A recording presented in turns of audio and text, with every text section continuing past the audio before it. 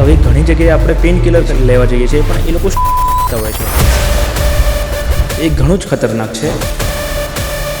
પણ liver kidneys જેવા organ માટે બી ઘણું ખતરનાક છે. તો હું ઘણીવાર કિડનીઝના રિપોર્ટ્સ કરાવું તો કિડની પર થયેલો હોય છે. એવું નથી કે ખાલી જીમ 10,000 સ્ટેપ ચાલવાથી જ બધું સારું થઈ જવાનું.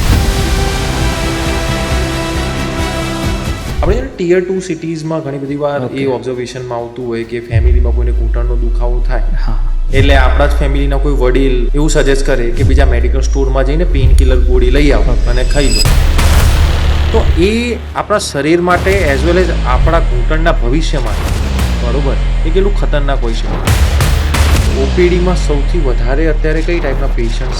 100માંથી 30-40% પેશન્ટ્સ એક ઘસારાના પેશન્ટ્સ આવતા હોય છે અત્યારે. મતલબ કઈ એજ ગ્રુપમાં વધારે જોવા મળે છે? એ ઘણીવાર જ્યારે રોબોટની વાત કરીએ તો લોકોના મગજમાં એક તો એવું હોય કે રોબોટ સર્જરી કરવાનું હોય કે ડોક્ટર સર્જરી કરવાનું, તો ઓલરેડી એ લોકો ઓપરેશન થિયેટરથી તો પેશન્ટ ડરી જ રહ્યો છે અને એમાં બી જ્યારે એમને એવી ખબર પડે કે ભાઈ રોબોટ ઓપરેશન કરશે. કરેક્ટ, તો એની અંદર એકચ્યુઅલી રિયાલિટી શું? એમાં રિયાલિટી એવું છે કે રોબોટ ઇઝ. તમે અપડેટેડ રહેવા માટે શું કરો છો આ ફિલ્ડમાં? ડેલી ટુ ડેલી મીન્સ લિટરેચર્સ આવતા હોય, ન્યૂ રિસર્ચ આવતા હોય, ડેલી રીડિંગ કરતા હોય, તો એનાથી આપણે શું કે મીન્સ અપડેટેડ રહી શકીએ.